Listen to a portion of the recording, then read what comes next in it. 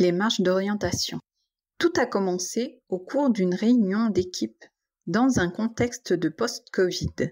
L'idée était de trouver une nouvelle activité qui soit sympathique, physique, ludique et, contexte Covid oblige, qui puisse s'effectuer à l'air libre.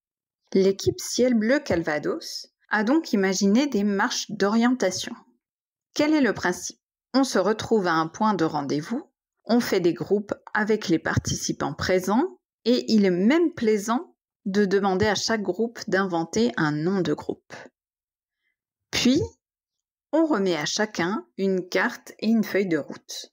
Ensuite, on effectue un parcours guidé par des balises en répondant aux questions posées par ces dernières et que le meilleur gagne. Parfois, on peut même ajouter des défis sportifs.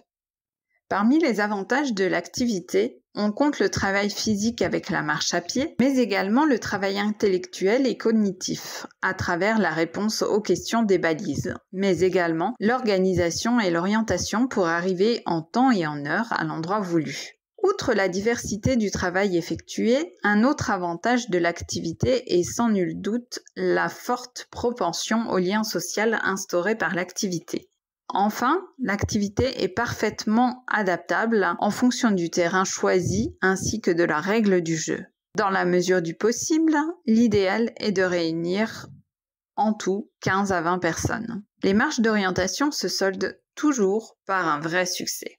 L'équipe organisatrice essaie toujours d'améliorer la mise en place des marches et d'innover. Lors des dernières marches d'orientation, l'équipe portait une attention toute particulière à l'environnement, avec pour objectif de fabriquer des balises réutilisables par exemple. Pour ce qui est des innovations, la diversification des thématiques est également au programme. L'équipe du 14 fait par exemple appel à une diététicienne partenaire depuis de nombreuses années pour élaborer des questions de nutrition.